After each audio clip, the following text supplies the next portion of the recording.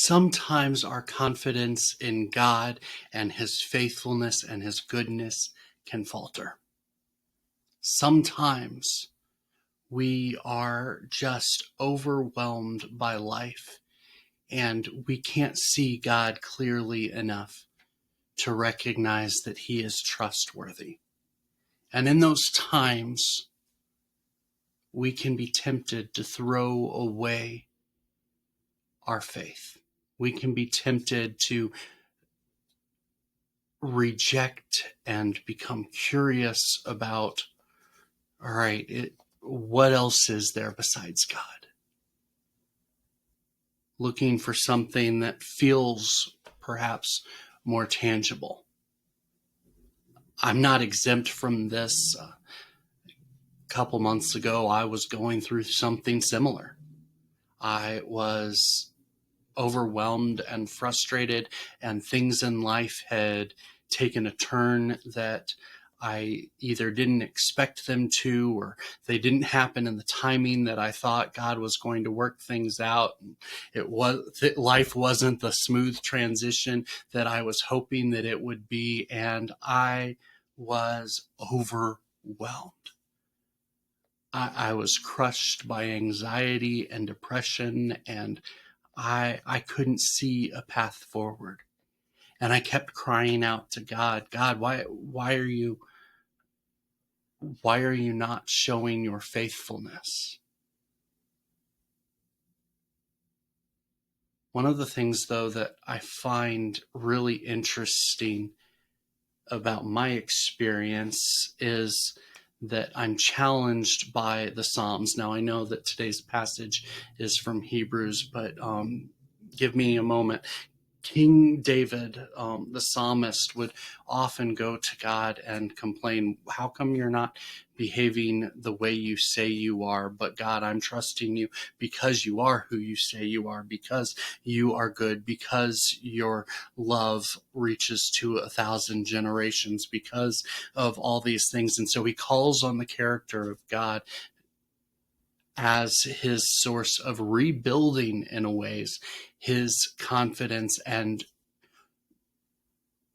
stretching his focus and his faith to not just be on his needs, but to be on the character of God. And I see that this correlates with Hebrews 10:35 and 36, which says, therefore do not throw away your confidence, which has a great reward, for you have need of endurance, so that when you have done the will of God, you may receive what is promised. That when we keep moving forward, when we keep pursuing God, even when our confidence has waned, and we don't just say, God, you didn't answer my prayers the way that I hoped or thought you would, and so therefore you aren't worthy. Which is sometimes what we are tempted to do, and it's what a lot of people have done. God didn't show up the way that they expected him to show up, and they abandoned the faith.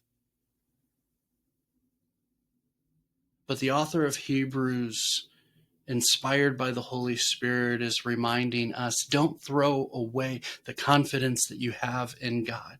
Yeah, sometimes you're going to need to endure. You're going to need to go through difficult, trying, horrible, broken things in this world. But remember that God has the end in his hands.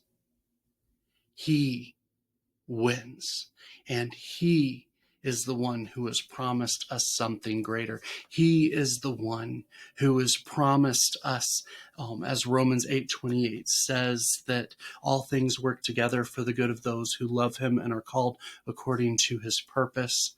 That nothing in our life will be left unredeemed. He is going to turn everything for your and my good. That the failed business, the broken relationship, the wayward children,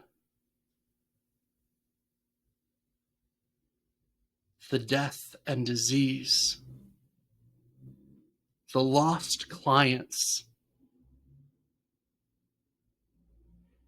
and the years of struggling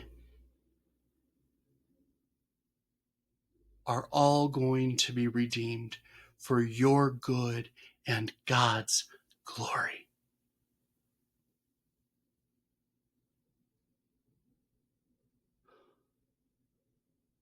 My heart for you is that in this season of trial, in this season where you are barely holding on to endurance,